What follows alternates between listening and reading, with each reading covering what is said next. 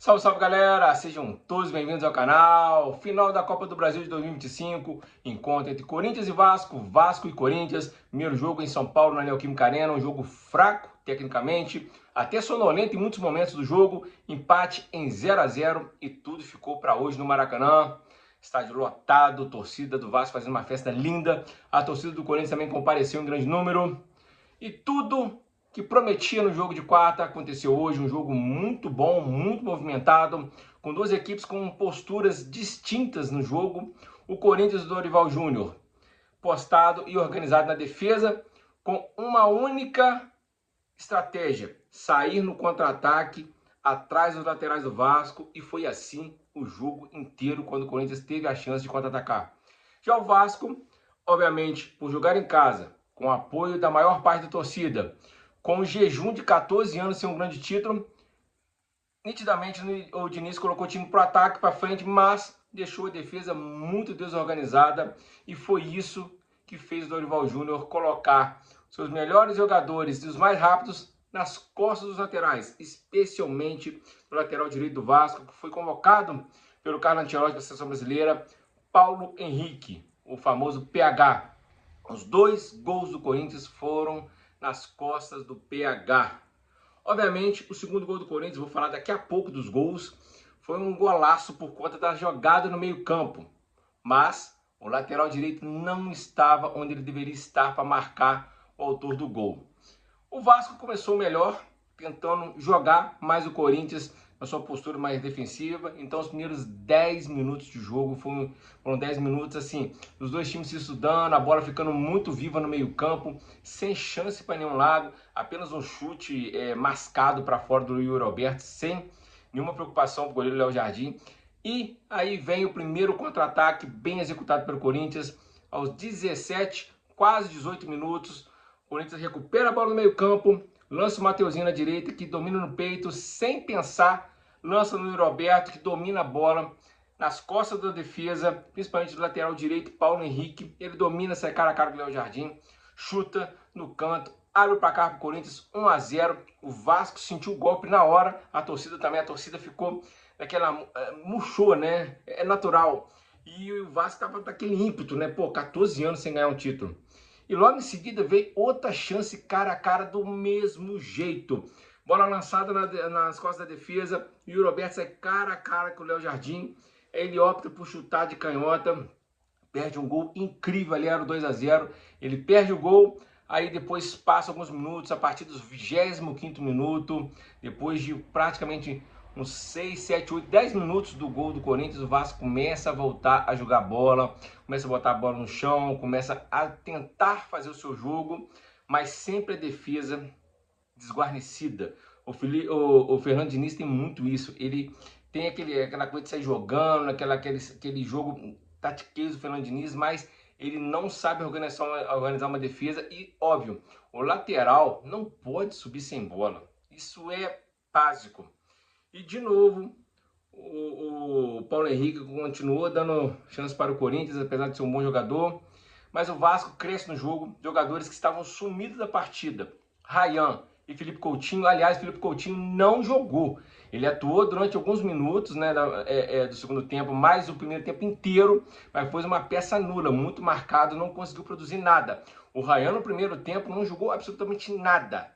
Só foi começar a jogar a partir dos 40 minutos. Foi aí que o Vasco melhorou e chega seu gol novamente, assim como foi o gol do Corinthians, uma bola roubada no meio.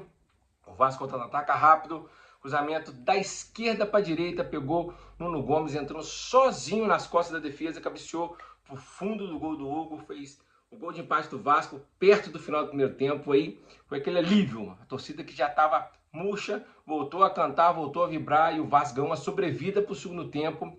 Se vai para o intervalo perdendo de 1 a 0, era um balde de água fria, tanto no arquibancada quanto no time em campo. Vem o segundo tempo, empate 1 a 1, o Vasco com moral fez o gol no final do jogo. O Vasco até demorou para voltar no intervalo, mas o Corinthians na mesma estratégia, sem desguarnecer a defesa bem postada, todos os laterais, tanto o Mateuzinho de um lado quanto o lateral esquerdo do outro, até a linha defensiva, principalmente com o Gustavo Henrique, zagueiro alto, ali postado, a defesa sempre fazendo um 4-4-2, que aí voltava também o Garro, o Bidon, e principalmente o Yuri Alberto e o Memphis tentando bloquear os lances do meio de campo do Vasco, não deixar a bola chegar com tranquilidade para o Coutinho ou para o Ryan. Aí o Vasco em cima, vem o lance capital. O jogador do Vasco, esqueci o nome dele, ele perde a bola no meio campo, ele tenta dar um drible a mais, perde a bola, o Corinthians recupera a bola, aí vem o lance do jogo.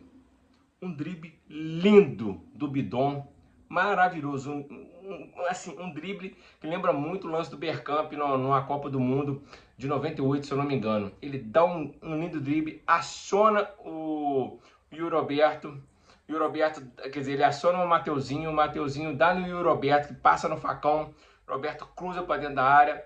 Quem tá sozinho, sem a marcação do lateral Paulo Henrique, que não sei onde estava, Memphis Depay, só ele e a rede empurra para o fundo do gol, 2-1 Corinthians.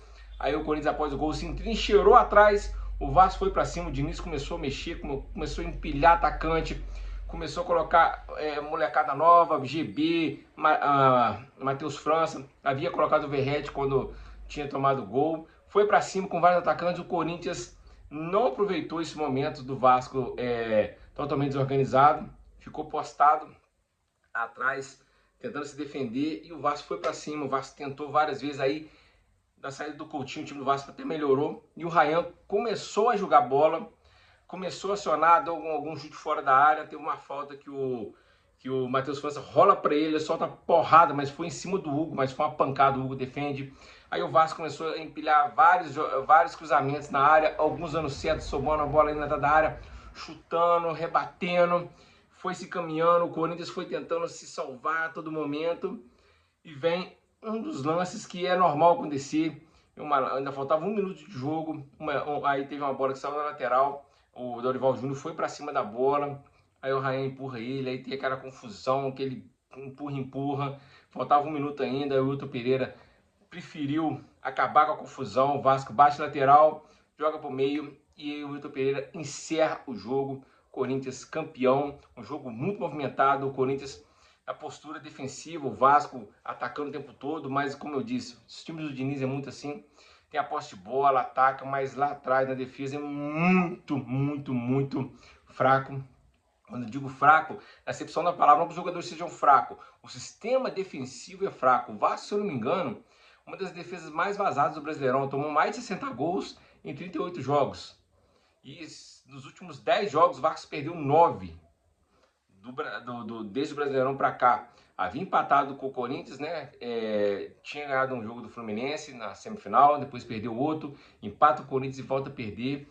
O Vasco, que estava fazendo uma boa campanha, depois teve 2 meses de futebol muito ruim, perdeu vários jogos no Brasileirão. Se tivesse mais umas 4, 5 rodadas, talvez ele até entrava na zona de rebaixamento, mas no mata-mata, o que vale é os 90 minutos em casa, os 90 minutos fora de casa. O Vasco foi avançando, eliminou o Botafogo, eliminou o Fluminense, mas na final contra o Corinthians faltou a organização defensiva, porque do jogo de São Paulo, do jogo de hoje, no cômputo geral o Vasco jogou melhor, o Vasco criou mais chances, o Vasco criou muito mais, passou uma moto que barulhenta danada, o Vasco criou mais, mas o Corinthians criou menos, se defendeu melhor e foi mais efetivo.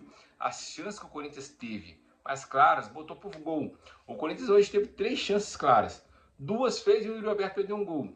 E o Corinthians é campeão merecidamente, porque o ataque foi superior à defesa do Vasco, e a defesa do Vasco foi muito inferior em relação à defesa do Corinthians, muito bem postada. Um goleiro bom, o Hugo é um bom goleiro, apesar de algumas falhas bobas. O goleiro Gustavo Henrique é muito bom zagueiro. Você tem o Mateuzinho ali que é um pouco mais fraco, né? Quanto o Cruzeiro, ele falhou nos 2 gols do Cruzeiro, mas com a bola no pé, ele sabe desenvolver. Você tem o Bidon, excelente jogador. Você tem o Garro, dispensa comentários. Tem o Roberto, que é meio bagrizão, né? Aquela coisa de faz um gol difícil, perde gol fácil. Tem o Memphis Depay, que dispensa comentários. Craque holandês, decisivo, e esse ano apareceu nos momentos decisivos.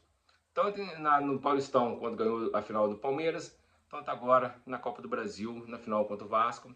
O Corinthians é o campeão merecidamente, tetracampeonato, e decidirá a final da Supercopa do Brasil com o Clube de Regatas do Flamengo.